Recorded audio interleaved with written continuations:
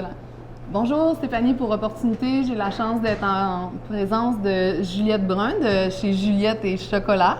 Donc, vous ne pouvez pas voir ni sentir, mais c'est extraordinaire ici. On est très chanceux. En plus, aujourd'hui, on est là pour la réouverture du magasin-restaurant que vous avez sur Laurier. C'est extraordinaire. Raconte-nous un peu, Juliette, ça a parti quand, cette idée-là, Juliette et Chocolat? Je devrais dire que ça a parti quand j'ai commencé à aimer le chocolat quand j'étais toute petite, mais ça a vraiment commencé en 2003. Ça a vraiment commencé donc il y a 15 ans. On a fêté nos 15 ans cet été. Wow. Et celle-là, c'est ma deuxième. Alors tu te rends compte, c'est vraiment comme mon deuxième bébé. Écoute, c'était comme celui qui a amorcé la croissance. Donc, il tient beaucoup d'importance dans mon cœur. Moi, j'aime beaucoup celui sur Saint-Denis parce que je t'avais dit la première fois qu'on s'est rencontrés, j'y allais quand j'étais étudiante. Il y a justement à peu près ça, il ne faut pas le dire, là, mais il y a à peu près 15 ans. On dit rien. Puis à l'époque, c'est même toi, je pense, qui était souvent au service à la boutique. J'allais étudier là-bas puis boire du chocolat. Je faisais ça trop souvent. Ça aide pour le cerveau. Oui. Maintenant, en fait, vous êtes rendu officiellement à 8 boutiques-restaurants ouverts. Oui. Un 9e ou une 9e en processus. Oui, pour printemps 2019. Puis je dis boutique-restaurant parce que veux-tu nous expliquer un peu le concept pour les gens qui ne viennent pas encore, mais qui vont être clairement séduits? C'est drôle que tu dises ça parce que pendant longtemps, on avait du mal à s'identifier. Parce qu'on est à la fois, donc on est ouvert toute la journée, sur des heures qui sont quand même assez étendues. On est ouvert donc pendant l'heure du lunch. Avant, on ouvrait très tôt, mais on ouvre moins tôt parce qu'on n'avait pas le monde qui venait si tôt pour manger du chocolat. Oui, du chocolat. Mais on est vraiment ouvert pour le lunch. On est ouvert dans les temps plus morts où les gens viennent prendre un café ou un truc comme ça. Donc, on est un peu salon de thé café. Puis, c'est vrai, tu as raison, il y a la boutique en avant qui est quelque chose qu'on garde parce qu'on a tous nos produits qu'on fait nous-mêmes dans notre usine de chocolat. Donc, tous ces produits-là qu'on a en boutique, c'est vrai que c'est comme on a développé un volet commerce au détail, si tu veux, qui se joint au volet restauration de Juliette Chocolat. Donc, on essaye un peu de combler les besoins, autant les besoins nécessaires en chocolat quotidien, mais aussi les petites attentions, les fêtes. Tu sais, je trouve que c'est quelque chose qui s'offre bien à n'importe quel moment de l'année. Donc, on a essayé de combiner un peu ces deux choses-là. Quand tu as parti Juliette et Chocolat en 2003... Oui, t'es bonne! Est-ce que l'objectif ultime, c'était d'avoir 8, 9, 10, 12 restaurants déjà? L'objectif, c'était de faire une chaîne de restaurants, donc d'en avoir plusieurs.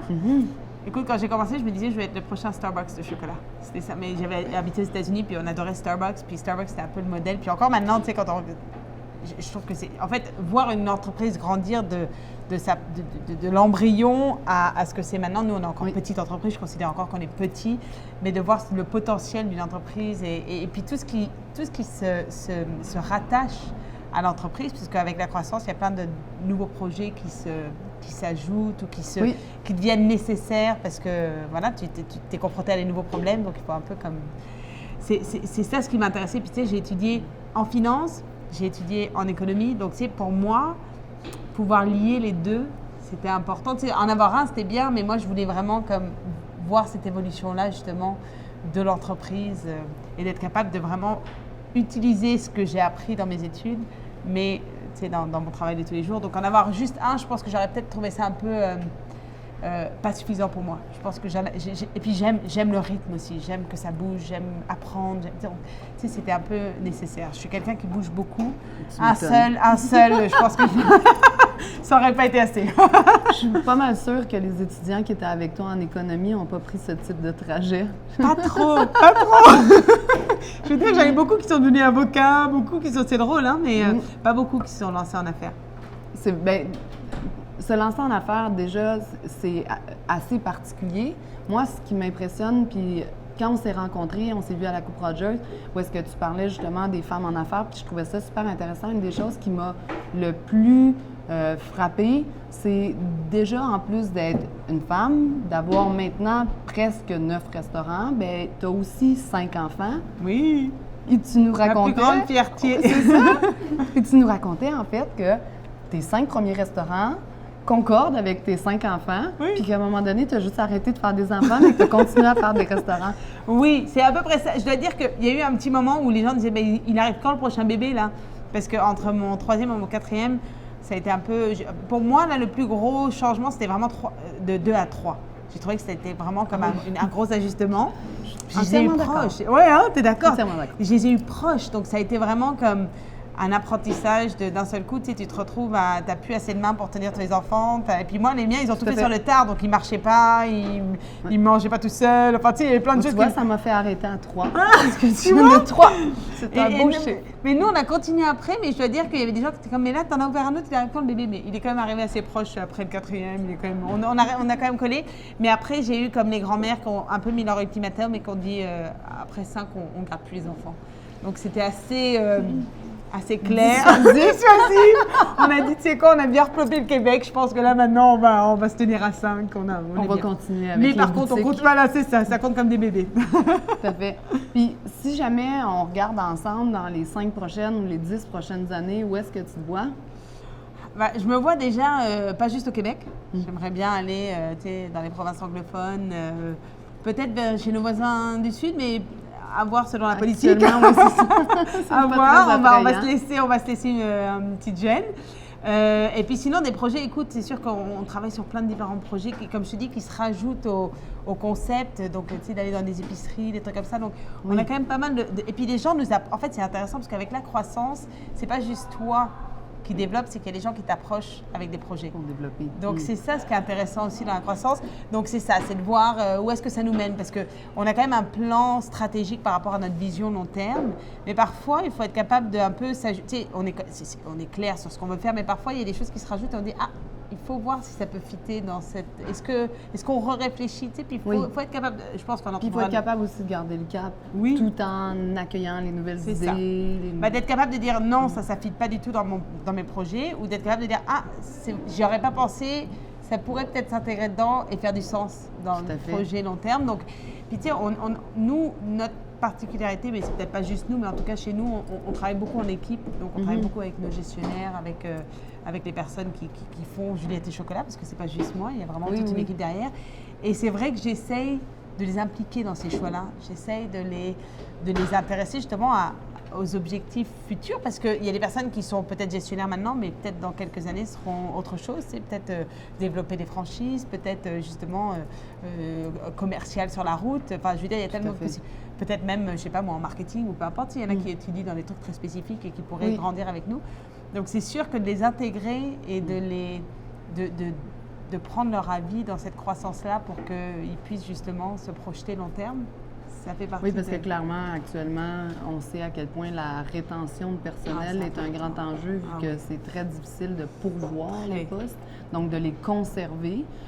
Puis avec la restauration, j'imagine que c'est un de tes défis, parce que souvent, les gens qui travaillent en restauration sont des étudiants ou sont peut-être un peu plus jeunes. C'est pas tout le monde qui veut en faire une carrière.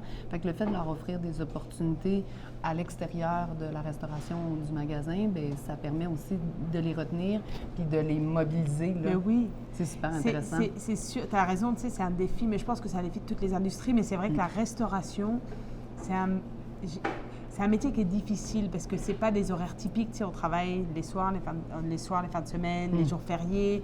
Donc, tu sais, pour des personnes qui veulent fonder une famille ou qui veulent, tu sais, avoir un horaire plus typique, c'est difficile. Donc, il faut que ça soit une passion. Mais c'est aussi un travail qui est très physique sur le. Ah oui, clairement. Des longues heures debout. Donc, je pense que c'est une cadence que tu peux tenir quand tu es jeune, mais quand tu deviens un peu plus âgé, c'est quelque chose qui est plus... Tu sais, tu te fatigues plus vite, hein, c'est normal, tu as des années derrière toi.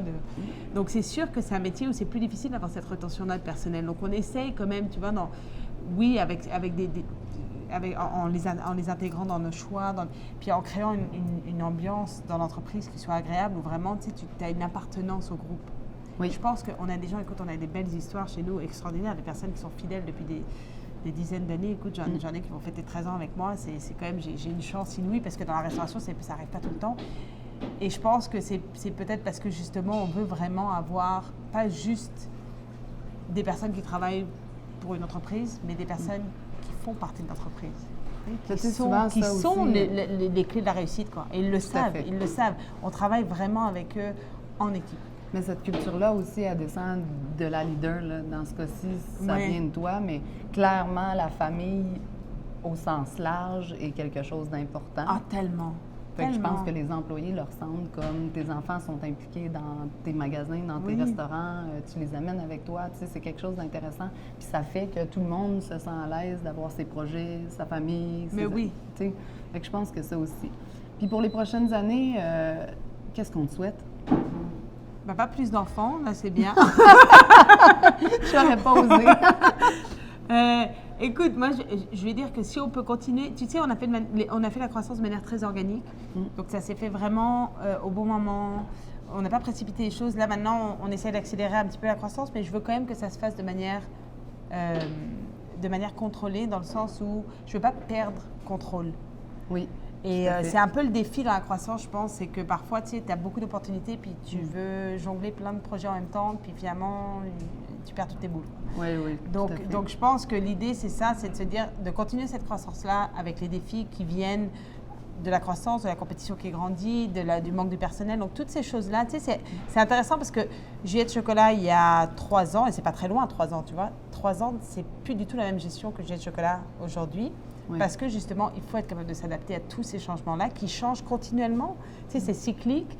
Puis, tu sais, il y aura sûrement d'autres défis qui vont se rajouter. Donc, moi c'est vraiment d'essayer de le faire de manière à ce qu'on n'ait pas un impact négatif sur l'équipe, qu'on continue à avoir justement, tu sais, dans la croissance, de garder cet esprit-là qui est quelque chose que tu peux garder quand tu es petit, mais avec la croissance, tu le dilues parce que tu as des nouvelles personnes qui intègrent tes équipes. Et puis, tu sais, c'est difficile de toucher tout le monde dans ton équipe. Tu sais, on est rendu 300 chez Juliette Chocolat. C'est sûr que j'essaie de connaître tout le monde, puis je les vois tous au moins une fois par année à la fête de Noël. Mais Oui.